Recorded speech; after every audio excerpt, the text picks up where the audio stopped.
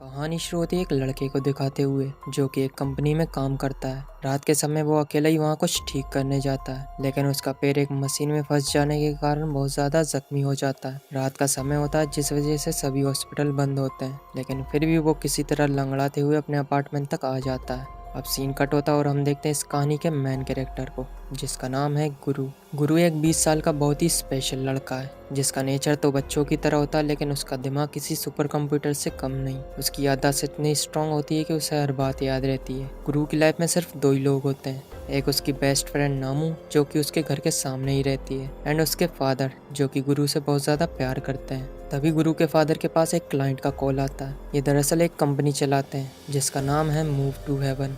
Basically एक trauma cleaning service है, जिसमें ये लोग मरे हुए लोगों के घर जाकर उनका घर साफ करते हैं और उनके सामानों को उनकी मंजिल तक पहुंचाते हैं। इस बार वो उसी लड़के के घर आते हैं जिसे हमने स्टार्टिंग में देखा था। सही समय पर ट्रीटमेंट न मिलने की वजह से उसकी मौत हो चुकी थी।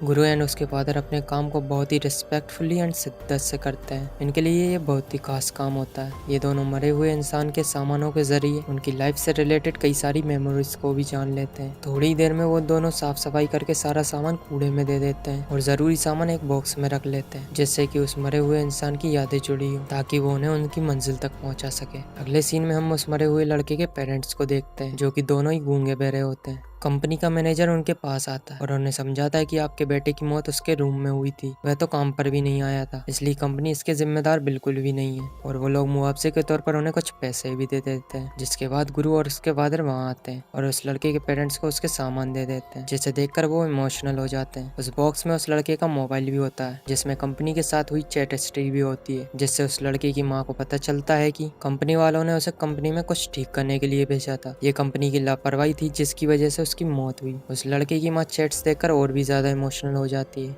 वहीं पास ही में कंपनी का मैनेजर और उनके मेंबर्स खाना खाते समय बात कर रहे होते हैं कि जवान बेटे को खोकर अक्सर लोग टूट जाते हैं। अच्छा हुआ जो वो दोनों गूंगे बहरे थे, अगर उन्हें सच्चाई का पता होता तो वो हमें जेल भी करवा सकते थे। गुरु के फादर भी ये सब सुन लेते हैं और वो मैनेजर को पकड़कर उस लड़की की माँ के पास लाते हैं। गुरु के फादर उस औरत से कहते हैं कि आपके दिल में जो कुछ भी है इनसे कह दीजिए, मैं इन्हें समझाऊंगा। गुरु के फादर को भी साइन लैंग्वेज आती थी। उस लड़की की माँ अपना पूरा दुख उन्हें बता देती है और उस मैनेजर के पैसे उसके मुंह पर दे मारती है। कुछ समय बाद हम गुरु को एक एक्वेरियम के पास देखते हैं। गुरु को मछलियाँ बहुत ज्यादा पसंद होती है। गुरु के फादर वहाँ आते हैं जिन्हें एक काम आ जाता है। वो गुरु को भी अपने साथ चलने को कहते हैं, लेकिन गुरु मछलियों को देखने के लिए वहीं रुक जाता है और उसके फादर जल्द आने का वादा करके वहाँ से चले जाते हैं। उन्हें एक लॉयर से मिलने जाना होता है। वो अपना काम निपटा कर आ ही रहे होते हैं कि तभी बीच सड़क पर उन्हें हार्ट अटैक आ जाता है और वो वहीं पर गिर जाते हैं। वो गुरु से भी कॉल पर बात करने की कोशिश करते हैं। गुरु अपने फादर की आवाज सुनकर घबराने लगता है। थोड़ी देर बाद हमें पता चलता है कि उसके फादर का देहांत हो गया। इसी दौरान उनका फ्यूनरल भी हो जाता है, जिसके बाद हम गुरु को अपने फादर की ऐश के साथ देख पाते हैं, जिसे वो अपने साथ अपने घर पर ही रख लेता है। अगले दिन हम देखते हैं इस कहानी के एक और खास कैरेक्टर को। यह है गुरु के फादर के सौतेले भाई, यानी गुरु के चाचा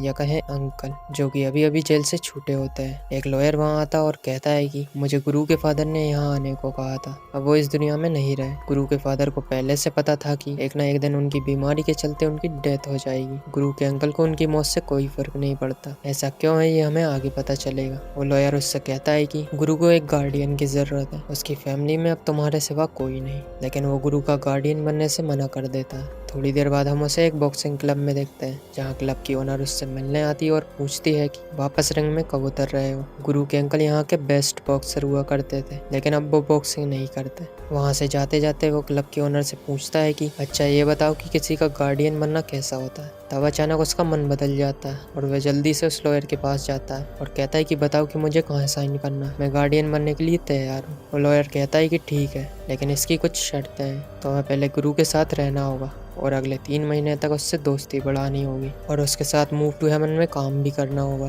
तब डिसाइड होगा कि तुम उसके गार्डियन बनने के लिए सही हो भी या नहीं। वो लॉयर गुरु को भी सब कुछ समझा देता है कि ये तुम्हारे इकलौते रिश्तेदार हैं, अब से यही तुम्हारे लीगल गार्डियन है। अंकल को देखकर नामू को गुरु की और भी फिक्र होने लगती है, इसलिए वो लॉयर नामू से कहता है कि तुम्हें भी इन पर नजर रखनी होगी। लेकिन यहाँ हम देखते हैं कि गुरु और उसके अंकल में अभी से ही झगड़ा शुरू हो गया। झगड़ा इसलिए हुआ था क्योंकि गुरु नहीं चाहता कि उसके फादर की कोई भी चीज को कोई यूज करे। नामू अंकल से कहती है कि गुरु के लिए अपने आसपास होने वाले चेंजेस को एक्सेप्ट करना मुश्किल हो जाता है, तो अगर आपको इस घर में रहना है तो वैसे ही रहो जैसा गुरु चाहता है। अगले दिन हम देखते हैं कि अंकल ने घर को कबाड़ खाना बना दिया था। नामू जब ये सब देखती है तो वो उस लॉयर से कंप्लेन बंद कर देती है। वो लॉयर नामू को समझाता है कि गुरु को उसके अंकल के साथ अगले 3 महीने तक रहना होगा। ये डिसीजन और किसी का नहीं बल्कि उसके फादर का था। अगर वे अंकल इस टेस्ट में पास होते हैं तो ही वे उनके साथ रह सकते हैं। गुरु के साथ कुछ भी बुरा ना हो इसलिए तुम्हें भी उन पर नजर रखनी होगी। अब हम वापस गुरु को देखते हैं जो कि अकेले ही पूरे घर को साफ कर देता है। उसे ये काम करने में कोई प्रॉब्लम नहीं होती क्योंकि ये काम तो वो पहले से ही करता आ रहा है। अब उन्हें एक क्लाइंट के घर क्लीनिंग के लिए जाना होता है। गुरु को तो अच्छे से ड्राइविंग भी नहीं आती जिस वजह से अंकल को ड्राइविंग करनी पड़ती है। गुरु का प्रेजेंस ऑफ माइंड इतना तेज होता है कि वो ये तक बता देता है कि पिछले 40 मिनट की ड्राइव में आपने 60 बार रूल्स तोड़े हैं। अब ये दोनों मरे हुए इंसान के घर तक पहुंच जाते हैं। वो एक बूढ़ी औरत होती है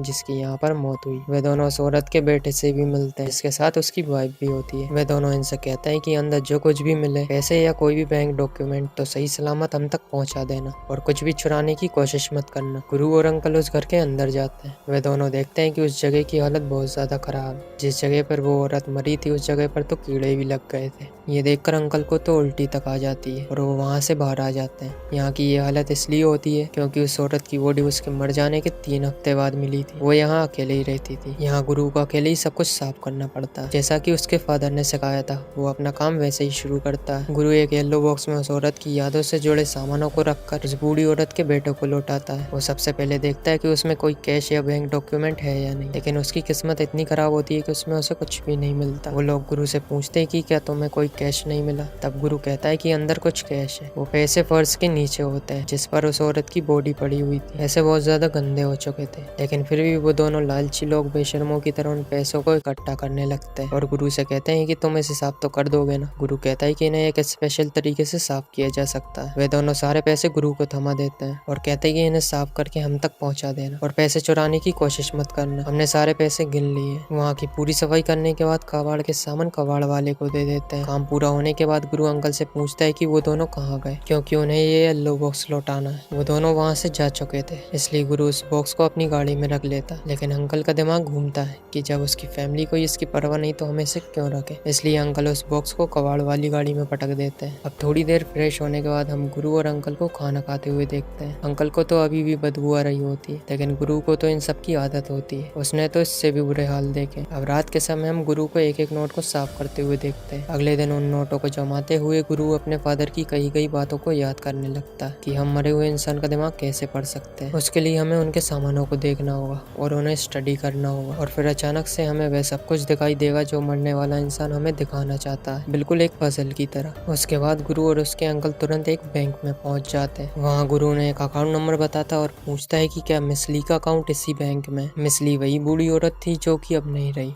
मिस ली का अकाउंट इसी बैंक में था। बैंक का स्टाफ गुरु को बताता है कि मिस ली हर रोज मंडे टू फ्राइडे यहाँ आती थी और हर बार वो अपने बैंक अकाउंट से 50,000 वॉन निकालती थी। इंडियन रुपीस में अगर बात करें तो ये लगभग 3,180 रुपए होंगे। मिस ली हर बार यहाँ से किसी को कॉल भी किया करती थी पर कभी बात नहीं की। गुरु समझ जाता है कि वो किसको कॉल किया करती थी। गुरु भी वैसे ही नंबर डायल करके कॉल कट कर देता है। तब गुरु को कुछ समझ आता है और वह अकेले ही किसी लोकेशन पर जाने लगता है। अब थोड़ी देर बाद शाम हो चुकी थी लेकिन गुरु अभी तक घर नहीं पहुंचा था, जिस वजह से नामू अंकल से बहस करने लगती है और तभी अचानक गुरु वहाँ आ जाता है। अगले दिन हम देखते हैं कि नामू भी उनके साथ काम पर जाने का डिसाइड करती है, जिस वजह से उसकी माँ उसे बहुत डांटती है। हालांकि उसके फादर बहुत सपोर्टिव होते हैं, वो सब संभाल लेते हैं, जिस वजह से नामू को गुरु के साथ जाने की परमिशन मिल जाती है। यहाँ हम गुरु को देखते हैं जो कि जोर जोर से चिल्ला रहा होता है क्योंकि उसे वो येलो बॉक्स नहीं मिल रहा था, जिसकी वजह से वो पागलों की तरह अपना सर दीवार पे पीटने लगता है। अंकल उसे बचाने की कोशिश करते हैं लेकिन नामू वहाँ आ जाती है। नामू को लगता है कि अंकल उससे झगड़ा कर रहे हैं। तब गुरु बताता है कि वो येलो बॉक्स मुझे कहीं नहीं मिल रहा। उस बॉक्स में कुछ था जो कि गुरु मिस ली के बेटे को देना चाहता था।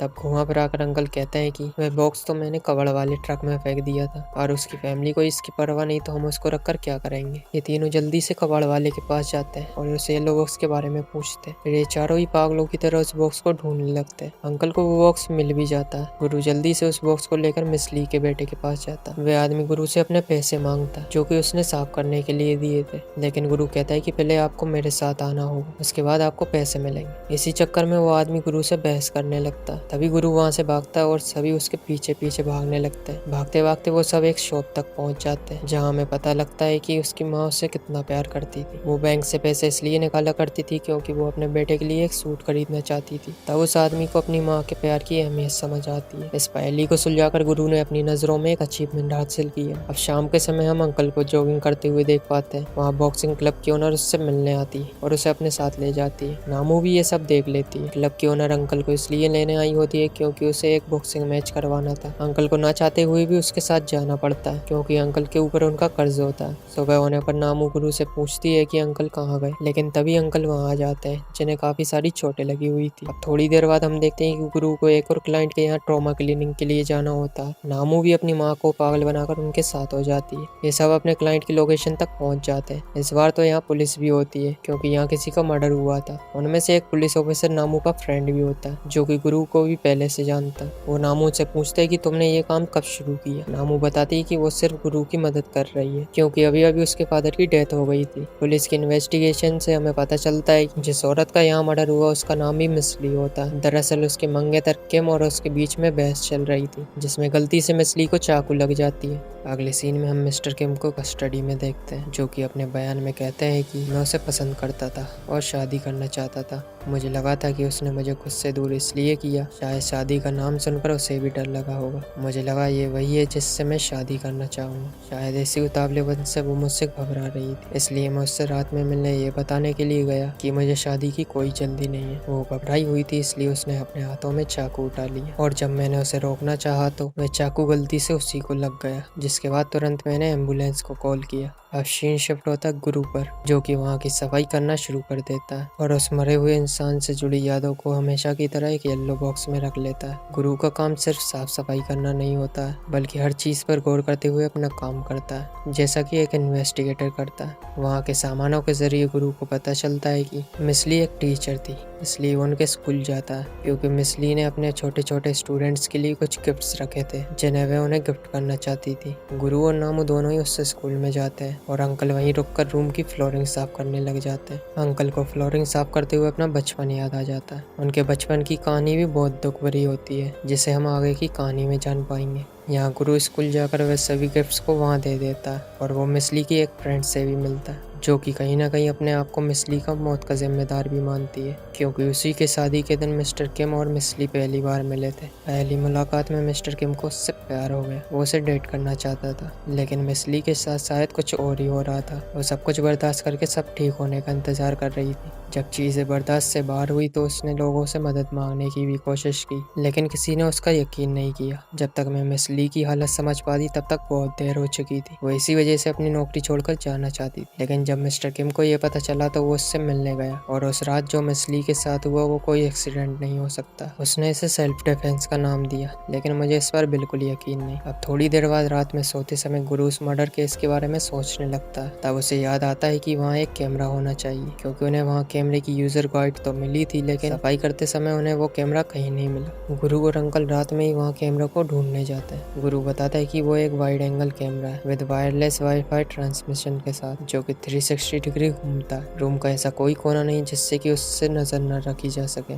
थोड़ी देर छानबीन करने पर उन्हें वह कैमरा दिख जाता है। अंकल गुरु से कहते हैं कि तुम्हारा एक दोस्त पुलिस वाला है ना, उसे जल्दी से यहाँ बुला लो। अब सीन यही कट होता है और अगले दिन हम देखते हैं कि एक पुलिस इन्वेस्टिगेटर अगेन मिस्टर किम का बयान लेती है और फिर से मिस्टर किम वही कहानी सुनाते हैं, जिसके बाद वह इन्वेस्टिगेटर कहती है कि तुम तो बहुत ही घटिया और झूठे इंसान हो, और वह उसका वीडियो उसी को प्ले करके दिखाती है। उसकी सारी सच्चाई सामने आ जाती है। मिस्टर किम ने ही मिसली का मर्डर किया था। ये कैसा प्यार है जो कि अपनी चाहत के लिए अपने प्यार को ही खत्म कर दे। खैर आगे बढ़ते हैं और हम देखते हैं कि वो इन्वेस्टिगेटर गुरु और उसके काम को बहुत प्रोत्साहित करती है, क्योंकि उनकी पुलिस जो नहीं कर पाई वो गुरु ने अकेले ही कर दिया। इन्वेस्टिगेटर गुरु को एक कार्ड देती है और कहती है कि जब भी तुम्हें जरूरत पड़े तो ये हमारी डिटेल्स है, तुम हमें कॉल कर सकते हो। गुरु उनका कार्ड वापस लौटा देता है, क्योंकि एक बार वो जो देख लेता है उसे हमेशा के लिए याद हो जाता है। गुरु उस कार्ड पर लिखी सारी डिटेल्स बिना देखे सुना देता है। वो इन्वेस्टिगेटर गुरु को देखती रह जाती है। अब अगले सीन में हम अंकल को रात में जॉगिंग करते हुए देख पाते हैं। नामू भी उन पर नजर रख रही होती है। जॉगिंग करते समय अंकल देखते हैं कि एक आदमी अपनी वाइफ को बहुत बुरी तरीके से मार रहा था। अंकल ने पहले भी उसे इस औरत को मारते हुए देखा था। पिछली बार तो अंकल ने इसे इग्नोर कर दिया था, लेकिन इस बार वो उसे अच्छे से सबक सिखाते। नामू भी ये सब होते हुए चुपके से देख रही थी। अगले दिन अंकल के पास बॉक्सिंग क्लब के ओनर का कॉल आता है। अंकल को अगेन वहाँ जाना पड़ता है। नामू भी उनका पीछे करते करते वहाँ तक पहुँच जाती है। वहाँ नामू को पता चलता है कि अंकल तो एक बॉक्सर है।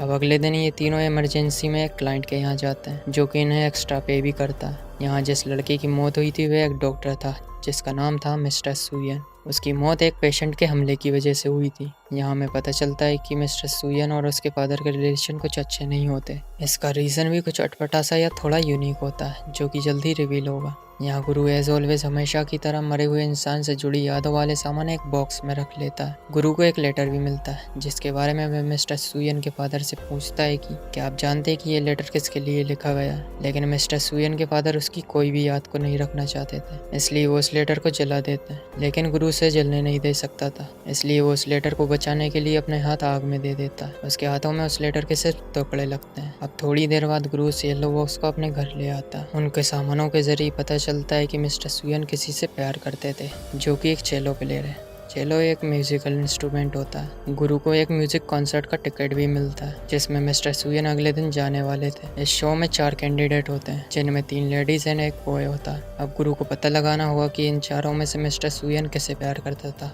अब ये तीनों इन चारों कैंडिडेट से मिलने जाते हैं, लेकिन इन्हें उनके रूम में जाने की परमिशन नहीं मिलती। उसी समय गुरु को बाथरूम जाना होता है, जिस वजह से उन्हें उस होटल में अंदर घुसने का मौका मिल जाता है। यहाँ नामू और अंकल को एक एक करके वे तीनों लेडीज कैंडिडेट मिल जाती है, लेकिन उनमें से एक भी मिस्टर सुयन के बारे में नहीं जानती थी। इसका साफ मतलब है कि मिस्टर सुयन इनमें से किसी से प्यार नहीं करते थे। यहाँ गुरु बाथरूम में चौथे कैंडिडेट को देखता है। गुरु को लगता है कि ये वही है जिससे कि मिस्टर सुयन प्यार करते थे। जब गुरु उससे पूछता है कि क्या आप मिस्टर सुयन को जानते हैं, पहले तो वह मना कर देता है, लेकिन अगेन गुरु के पूछने पर वह बताता है कि पहले मैं उसे जानता था, लेकिन काफी समय से बात नहीं हुई। अब मेरा उससे कोई लेना देना नहीं है। नामू और अंकल को ऑकवर्ड फील होने लगता है, इसीलिए वे गुरु को वहाँ से ले जाने की कोशिश करते हैं। गुरु उसको बताता है कि मिस्टर सुयन की मौत हो चुकी है, अब वो इस दुनिया में नहीं रहे, जिसे सुनकर वो एकदम साइलेंट हो जाता है। नामू और अंकल गुरु को पकड़ के वहाँ से ले जाते हैं। गुरु उन दोनों से कहता है कि हम ये बॉक्स और लेटर बिना दिए नहीं जा सकते। तभी कुछ मिनटों बाद हमें पता लगता है कि इयान मतलब वो चेलो प्लेयर वहाँ से गायब हो गया और वो डायरेक्ट वहाँ से सुयन के हॉस्पिटल पहुँच जाता है, जहाँ इयान और सुयन की पहली मुलाकात हुई थी और कैसे इन्हें धीरे धीरे एक दूसरे से लगाव हो गया था। एक दिन इयान को सैन फ्रांसिस्को के एक कॉन्सर्ट में परफॉर्म करने का मौका मिलता है, लेकिन वे सुयन के बिना नहीं जाना चाहता था। सुयन को भी इसका एहसास हो जाता है,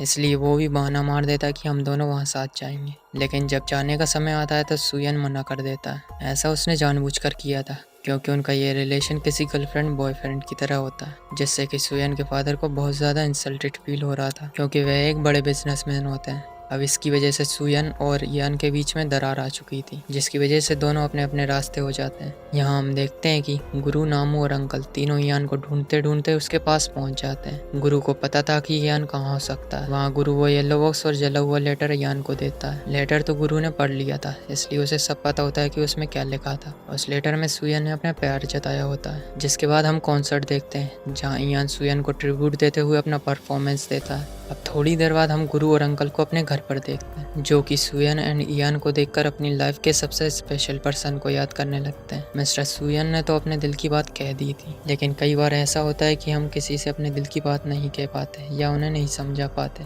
अब इन सब बातों से गुरु और अंकल अपनी लाइफ के कुछ ख्यालों में खो जाते हैं। अब अगले दिन गुरु और अंकल एक और क्लाइंट के यहाँ ट्रॉमा क्लीनिंग के लिए जाते हैं। नामू इस बार उनके साथ नहीं होती, क्योंकि उसका एग्जाम होता है। अंकल के पास इस ट्रॉमा क्लिनिक के लिए कॉल आया था, लेकिन वो गुरु को बताना भूल गए थे, इसीलिए वो थोड़ा लेट हो जाते हैं। जब ये दोनों वहाँ पहुँचते हैं तो देखते हैं कि बिस्तर पर एक ओल्ड कपल की डेड बॉडीज पड़ी हुई है। सबसे पहले वो दोनों पुलिस को बुलाते हैं। उन दोनों डेड बॉडीज में से जो आदमी था उसका नाम था मिस्टर केमेंसू, जिसकी अभी अभी जॉब छूट गई थी और उसी ने ट्रॉमा क्लिनिक के लिए रिक्वेस्ट डाली थी। इसका साफ मतलब है कि उन्होंने सुसाइड की है। वहाँ पुलिस के साथ एक सोशल वर्कर भी होती है, जो कि मिस्टर केमेंसू को पहले से जानती थी। वो बताती है कि इनके परिवार में अब कोई नहीं है। अब गुरु उनका सामान किसको देगा, यह भी एक सवाल होता है। वहाँ की सफाई करने में वो सोशल वर्कर उनकी मदद करती है। उन्हें वहाँ एक खूबसूरत रूम भी दिखता है जो कि पूरे गार्डन की तरह सजाया होता है, जहाँ वो कपल अपना टाइम स्पेंड किया करता था। काम खत्म होने के बाद अंकल और सोशल वर्कर सोनी यूरिन को हॉस्पिटल तक ड्रॉप करने जाते हैं। उस हॉस्पिटल में मिस्टर केमेंसू भी पेशेंट थे।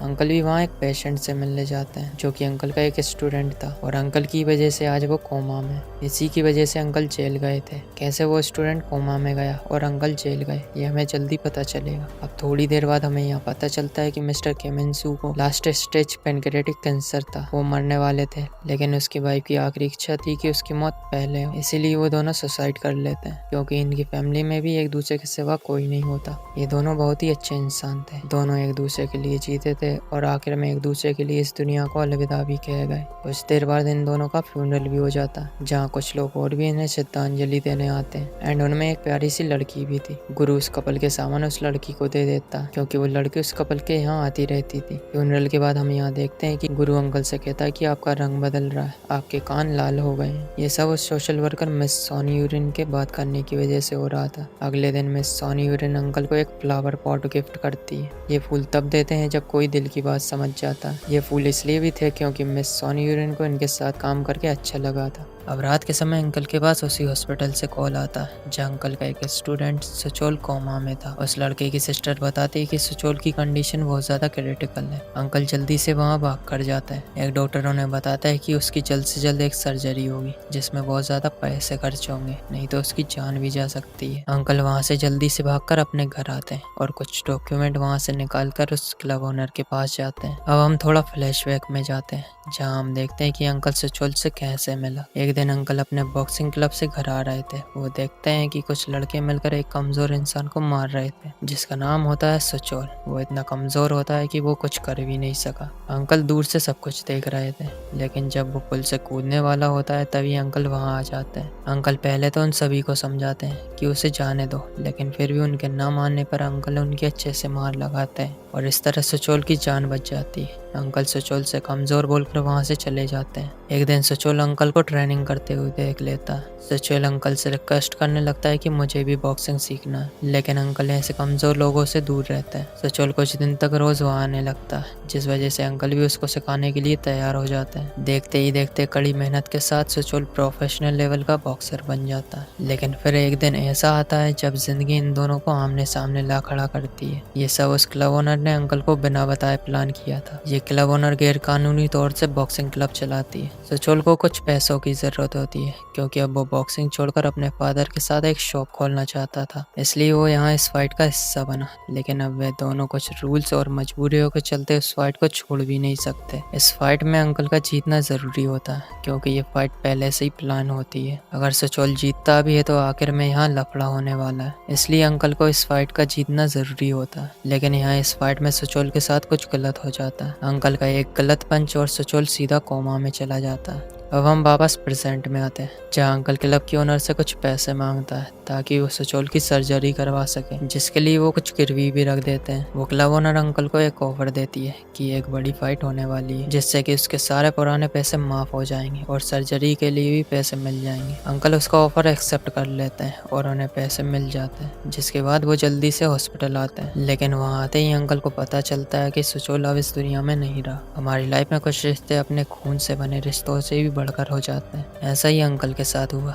सुचोल अंकल के दिल के बहुत करीब था। अब कुछ समय बाद अंकल के पास उस क्लब की ओनर का कॉल आता है। वो कहती है कि मैंने सुचोल के बारे में सुना और तुम वापस कब आ रहे हो। अंकल कहते हैं कि अब मैं वापस नहीं आ रहा और अब मैं वापस रिंग में भी नहीं उतरूंगा। तुम्हारे एक एक पैसे लौटा दूंगा, लेकिन फाइट नहीं करूंगा। अंकल बिना बताए घर से भी गायब हो जाते हैं, जिससे कि गुरु भी परेशान हो जाता है। अगले दिन गुरु अंकल के लापता होने के पोस्टर लगाने लगता है। तभी एक ब्लैक गाड़ी गुरु के पास रुकती है और ब्लैक सूट पहने कुछ लोग उस गाड़ी से निकलते हैं और गुरु को किडनैप कर लेते हैं। गुरु को उस क्लब ओनर ने किडनैप करवाया था ताकि अंकल वापस आ जाए। वो क्लब ओनर गुरु के साथ अपनी सेल्फी लेकर अंकल को फॉरवर्ड कर देती है। अब अंकल को ना चाहते हुए भी वहाँ जाना पड़ता। कुछ दिन बाद अब तक की सबसे बड़ी फाइट होने वाली है, जिसमें अंकल को फाइट करना पड़ेगा। उस क्लब ओनर ने इस फाइट के लिए अपना सब कुछ दांव पे लगाने के लिए सोचा। अब अंकल गुरु को लेकर अपने घर आ जाते हैं। अगले दिन गुरु को हम अकेले ही एक पिकनिक पर जाते हुए देखते हैं, जहाँ गुरु हर साल इसी दिन अपने फादर के साथ अम्यूजमेंट पार्क जाया करता था। ना वो अपनी पर्सनल प्रॉब्लम्स की वजह से उसके साथ नहीं जा सकती थी, इसलिए वो अंकल को जबरदस्ती उसके पीछे भेज देती है। पिकनिक पर पहुंचने के कुछ देर बाद अंकल गुरु के सामने आ जाते हैं और फिर वो दोनों उस पिकनिक को पूरी तरह एंजॉय करते हैं। पिकनिक एंजॉय करने के बाद गुरु अकेले ही एक रेलवे स्टेशन तक जाता है। गुरु अंकल को उसके पीछे आने से भी मना करता है, लेकिन फिर भी अंकल उसका पीछे करते करते वहां तक पहुंच जाते हैं। अब हम यहाँ थोड़ा फ्लैशबैक में जाते हैं। जैसा कि हम जानते हैं कि गुरु के फादर अंकल के सौतेले बड़े भाई हैं। जब अंकल 10 साल के थे तब की ये बात है कि अंकल के भाई उससे पूछते हैं कि तुम्हें अपने जन्मदिन पर क्या चाहिए। उसकी डिमांड थी कि उसे अम्यूजमेंट पार्क घूमना है। यहाँ हम ये भी देख पाते हैं कि अंकल के फादर एक बुरे इंसान होते हैं। एक दिन उनका देहांत हो जाता है, जिसके बाद अंकल को एक अनाथ आश्रम में जाना होगा, लेकिन उसका भाई कहता है कि तुम वहाँ नहीं जाओगे, तुम अपना सारा सामान पैक कर लेना। हम 2 दिन बाद तुम्हारे जन्मदिन के दिन यहाँ से भाग जाएंगे। तुम रेलवे स्टेशन के पास छुप जाना, मैं वहीं आऊँगा। जब तक मैं वहाँ ना पहुँचूँ तुम्हें छिप कर रहना होगा, और ये बात याद रखना, भूल मत जाना। अब वो दिन आ जाता है और अंकल अपने भाई की राह देखने लगते हैं, लेकिन उसका भाई वहाँ नहीं आता। अब वापस सीन प्रेजेंट में आता है, जहाँ गुरु रेलवे स्टेशन पर किसी के लिए विश मांग रहा था। अंकल गुरु के पास आते हैं और पूछते हैं कि ये तुम क्या कर रहे हो। गुरु बताते हैं कि डेड का कोई करीबी था, जिसके लिए वो हर साल यहाँ विश मांगा करते थे, लेकिन अब वो नहीं है, तो मैं उनके लिए विश मांग रहा हूँ। अंकल गुस्से में आ जाते हैं क्योंकि गुरु के डैड ने अपना वादा नहीं निभाया था। उस दिन जब अंकल छोटे थे, उन्होंने इसी रेलवे स्टेशन पर अपने भाई का 3 दिन तक इंतजार किया था, और इसीलिए वो गुरु के फादर से नफरत करते थे। यहाँ गुरु पूछता है कि वो कौन सा दिन था। अंकल बताते हैं कि 29 जून 1995। तब गुरु कहता है कि उसके फादर की पीठ पर एक चोट का निशान था। 29 जून 1995। इस दिन एक मॉल खराब कंस्ट्रक्शन की वजह से गिर गया था। इस हादसे में 501 लोग मारे गए, 6 लोग गायब थे और 937 घायल हुए। ये कोरिया में होने वाला सबसे बड़ा डिजास्टर था। ये न्यूज़ अंकल को भी याद होती है। इस हादसे की वजह से गुरु के डैड कई दिनों तक हॉस्पिटल में थे। इसी एक्सीडेंट के बाद गुरु के फादर की लाइफ चेंज हो गई, जिसके बाद वो एक फायर फाइटर बने। ये सब जानने के बाद अंकल को अपनी गलती रियलाइज होती है। अब घर आने के बाद अंकल को एक और बात पता चलती है कि उसका भाई उस दिन मॉल में अंकल के लिए नाइकी के शूज़ लेने गया था, जो कि अंकल ने अपने जन्मदिन के गिफ्ट में मांगे थे। तब अंकल को रियलाइज़ होता है कि वो अंकल से कितना प्यार करते थे। उन्होंने अंकल से मिलने की कई बार कोशिश की, लेकिन अंकल ने उस दिन के बाद अपने भाई से कभी मिलना नहीं चाहा। यहाँ अंकल को ये भी पता चलता है कि गुरु एडॉप्टेड है, उसे अडॉप्ट किया गया था। अब अगले दिन गुरु और अंकल के पास एक और ट्रॉमा क्लीनिंग के लिए कॉल आता है। ये कॉल और किसी ने नहीं बल्कि उसी सोशल वर्कर सोनी यूरिन ने किया था, जो कि एक ऑर्गेनाइजेशन में वॉलंटियर है। इनकी ऑर्गेनाइजेशन एडॉप्ट हुए लोगों को अपने पेरेंट्स से मिलाती है। सोनी यूरिन की मदद से हमें पता चलता है कि यहाँ जिसकी मौत हुई है उसका नाम था मैथ्यू। एक हार्ट स्ट्रोक की वजह से उसकी मौत हो गई थी। मैथ्यू अनाथ होता है, जिसके दिल में सिर्फ एक ही ख्वाहिश थी कि उसे अपनी माँ को देखना है और उनसे एक बार मिलना है। जिन्होंने मैथ्यू को अडॉप्ट किया था उन्होंने भी मैथ्यू को छोड़ दिया था, क्योंकि उन्हें मैथ्यू के अडॉप्ट होने के बाद पता चला था कि मैथ्यू को दिल की बीमारी है। तो गुरु अब मैथ्यू की यादों से जुड़े सामान किसको देगा, ये हमें आगे पता चलेगा। यहाँ गुरु मैथ्यू के सामानों को अपने घर ले आता है। उसमें कुछ छोटे बच्चों वाले कपड़े होते हैं और एक फटी हुई बुक होती है, जिसे गुरु टेप से चिपका कर सही कर लेता है, और उन्हें एक फोटो भी मिलता है जिसमें मैथ्यू एक लड़की की गोद में होता है। इन्हें लगता है कि यही मैथ्यू की मदर है। वो फोटो उस बुक की एक फोटो से मैच भी खाता है, जिससे कि पता चलता है कि मैथ्यू की मदर एक फेमस एंकर है, जिसका नाम है मिस कांग युनजोंग। इस बात से यह भी क्लियर होता है कि मैथ्यू को पता चल गया था कि मिस कांग युनजोंग उसकी मदर है। अब अंकल और गुरु दोनों मिस कांग युनजोंग से मिलने जाते हैं, लेकिन उन्हें उसके लिए अपॉइंटमेंट लेना होगा, ऐसे वो डायरेक्ट उनसे नहीं मिल सकते। कुछ देर वो दोनों वहीं इंतजार करते हैं। जब मिस कांग युनजोंग अपनी कार से निकलती हैं तो वो दोनों उनका पीछा करने लगते हैं। जब वो अपने घर पहुंचती है तो अंकल उन्हें रोककर कहते हैं कि क्या आप मिस्टर मैथ्यू को जानती हैं, जिसे आपने बरसों पहले अनाथ कर दिया था। ये सब सुनने के बाद कांग युनजोंग उन्हें अपने साथ बात करने ले जाती है, लेकिन यहाँ हमें पता चलता है कि मिस कांग युनजोंग उसकी असली मदर नहीं है, बल्कि वो बताती है कि वो मैथ्यू के साथ उस फोटो में कैसे है। दरअसल कांग युनजोंग की मदर एक अनाथ आश्रम चलाती थी। उनका परिवार उन बच्चों की देखभाल तब तक करता था जब तक कि उन्हें कोई गोद ना ले ले। मैथ्यू वो आखिरी बच्चा था जिसका ख्याल मिस कांग युनजोंग की फैमिली ने रखा था। उसी समय उन्होंने ये फोटो क्लिक किया था, इसलिए मैथ्यू को लगा था कि वो उसकी मदर है। कांग युनजोंग कहती है कि उसे मुझसे मिलने आना चाहिए था। गुरु बताता है कि वो आपसे मिलने आया था, लेकिन वो सिर्फ आपसे ऑटोग्राफ लेकर वापस चला गया, क्योंकि उससे कहा गया था कि उसकी माँ उससे मिलना नहीं चाहती। अंकल बताते हैं कि शायद वो डरा हुआ था कि आप उसे पहचान पाएंगी, कि आपको उससे मिलकर खुशी होगी। वो आपको याद दिलाना चाहता था, लेकिन उसे डर था कि आपको दुख होगा, ये सोचकर कि आपको पता चलेगा कि वो कौन है। ऐसा होता तो वो खुद को दोष देता रहता। अंकल भी इन सबको अपनी लाइफ से रिलेट कर पा रहे थे। मिस कांग युनजोंग उसकी असली माँ ना होती हुए भी उसके लिए अपने आंसुओं को नहीं रोक पाई और वो मैथ्यू की यादों से जुड़े सामान भी अपने पास रख लेती। अब यहाँ गुरु और अंकल उस सोशल वर्कर के पास पहुँचते हैं जो कि मिस्टर मैथ्यू के एक पेट डॉग को एडॉप्ट कर लेती है। यहाँ गुरु नोटिस करने लगता है कि कहीं अंकल के कान फिर से तो लाल नहीं हो रहे। अब रात के समय हम अंकल को उस बॉक्सिंग क्लब के ओनर से बात करते हुए देख पाते हैं। ये अगले दिन की होने वाली फाइट के बारे में बात कर रहे थे। अगले दिन अंकल अपनी फाइट के लिए घर से निकल लेते हैं। यहाँ नामू गुरु से कहती है कि अंकल कहीं जा रहे थे तो मैं उनके बारे में क्या कुछ अजीब नहीं लगा। गुरु कहता है कि अंकल रात में किसी से फ़ोन पर बात कर रहे थे। वो कह रहे थे उन डॉक्यूमेंट्स को संभाल कर रखना, जब तक मुझे वो पेपर्स नहीं मिल जाता मैं फ़ाइट नहीं करूँगा। और आखिरी बार कह रहा हूँ, कल मेरे साथ कुछ भी बुरा होता है तो दोबारा इस घर के आसपास भी मत भटकना। यहाँ अंकल उस बॉक्सिंग मैच के लिए पहुँच जाते हैं। वो पहले उस क्लब ओनर से अपने डॉक्यूमेंट्स मांगते हैं। उस क्लब ओनर ने इस फाइट के लिए अपना सारा पैसा दाव पर लगाया होता है। यहाँ घर पर नामू को अंकल के पास से कुछ रिपोर्ट्स मिलती है जिसमें पंच ड्रंक सिंड्रोम डिसीज के बारे में लिखा था। ये एक दिमागी बीमारी होती है जो ज़्यादातर बार बार सर पर चोट लगने से बॉक्सर्स और रग्बी प्लेयर्स को होती है। इस बीमारी में पेशेंट कोमा में भी जा सकता है, यहाँ तक कि उसकी जान भी जा सकती है। गुरु घबराने लगता है क्योंकि वो नहीं चाहता कि अंकल को कुछ हो, इसलिए उन्हें अंकल को फाइट करने से रोकना होगा।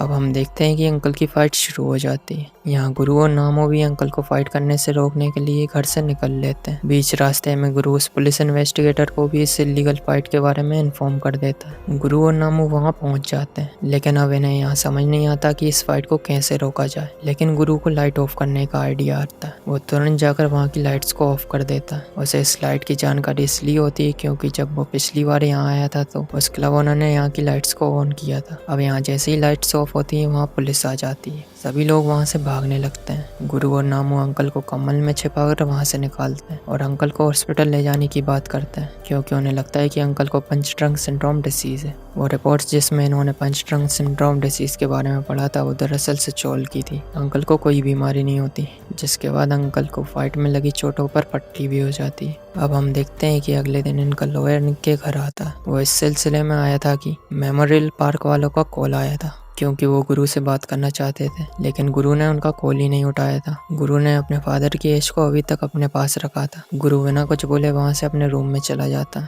जिसके बाद हम देखते हैं कि गुरु अपने रूम से बहुत देर तक बाहर नहीं निकलता। उसने अपने आप को रूम में लॉक कर लिया था। नामू और अंकल उसे गेट खोलने को कहते हैं, लेकिन कोई रिस्पॉन्स न आने की वजह से अंकल जबरदस्ती उस गेट को खोल देते हैं। उन्हें अंदर जाने पर पता चलता है कि गुरु वहाँ से कहीं भाग गया है। गुरु उसकी लाइफ की एक स्पेशल जगह पर जा रहा होता है। यहाँ अंकल और नामू गुरु को ढूंढने लगते हैं। नामू के पेरेंट्स भी गुरु को ढूंढने में उनकी मदद करते हैं, लेकिन उन्हें गुरु कहीं पर नहीं मिलता। अगेन सीन गुरु पर आता है और हम गुरु के पास्ट के बारे में जानने को मिलता है। जब गुरु छोटा था तो उसे बोलना भी नहीं आता था। डॉक्टर्स को दिखाने पर पता चलता है कि उसे एक साइकोलॉजिकल डिसऑर्डर है जिसमें इंसान को सब कुछ पता तो होता है लेकिन वो बोलना नहीं चाहता। इस डिसऑर्डर की वजह से उसके पेरेंट्स साइन लैंग्वेज सीखते हैं एंड उसे भी सिखाते हैं। एक दिन ये तीनों एक एक्वेरियम में जाते हैं। गुरु वहाँ मछलियों को देखते देखते अचानक बोलने लगता है, जिसे देखकर उसके पेरेंट्स अपनी खुशी बयां नहीं कर पाते। अब सीन अंकल पर आता है, जिन्हें हम अगले दिन गुरु के फादर के वर्क प्लेस पर देख पाते हैं, जहाँ उसके फादर फायर फाइटर का काम करते थे। यहाँ हमें गुरु और उसकी फैमिली का पास जानने को मिलता है।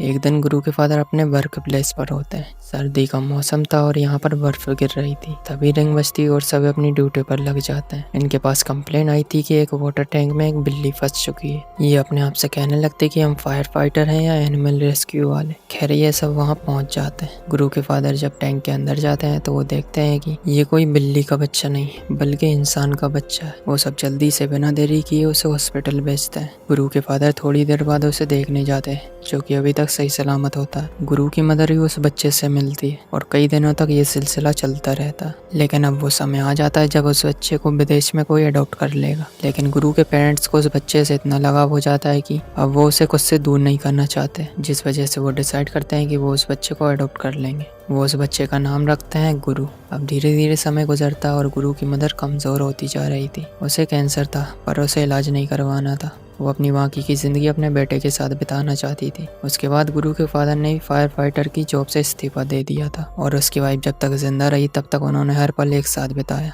और फिर एक दिन वो इस दुनिया को छोड़कर चली जाती है। अंकल को यहाँ यह भी पता चलता है कि गुरु उन्हें कहाँ मिल सकता है, जो कि उसी एक्वेरियम में होता है जहाँ उसने पहली बार बोलना शुरू किया था। गुरु अपनी पुरानी यादों में खोया हुआ था तभी अंकल वहाँ जाते हैं और उसे समझाते हैं। अब थोड़ी देर बाद वो दोनों घर आ जाते हैं, जिसके बाद गुरु अपने फादर को हमेशा के लिए अलविदा कह देता है। अब कुछ समय बाद हम अंकल को उस लॉयर के पास देखते हैं। अंकल को गुरु के साथ 3 महीने हो चुके थे। अब डिसाइड हुआ कि अंकल गुरु का गार्डियन बनने के लिए सही है या नहीं। उस लॉयर को लगता है कि अंकल गुरु की गार्डियनशिप लेने के लिए बिल्कुल तैयार नहीं है, क्योंकि उनकी गार्डियनशिप के रहते हुए गुरु की जान पर भी खतरा आया था और उसे किडनैप भी किया गया। अब अंकल गुरु की लाइफ से दूर जा रहे होते हैं, इसलिए उन्हें इस बात से दुख भी होता है। लेकिन इतना सब कुछ होने के बावजूद भी गुरु अंकल को अपने से दूर नहीं जाने देना चाहता था। इसीलिए अंकल को गुरु की गार्डियनशिप मिल जाती है, जिससे कि अंकल को बहुत ज़्यादा खुशी होती है। इसी के साथ इस सीरीज के एंड में हम देखते हैं कि एक लड़की गुरु के पास अपनी ट्रॉमा क्लीनिंग के लिए रिक्वेस्ट करने आई थी। जल्दी वो इस दुनिया को छोड़कर चली जाएगी। वो चाहती है कि गुरु इस ट्रॉमा क्लीनिंग को देखे। सो इसी के साथ मूव टू हेवन का सीजन 1 यहीं पर एंड होता है। आपको ये सीरीज़ जैसी भी लगी हो, लाइक शेयर सब्सक्राइब कर देना। वो क्या है कि मेहनत करने का मोटिवेशन मिलता है। खैर, मिलते हैं एक और वीडियो के साथ।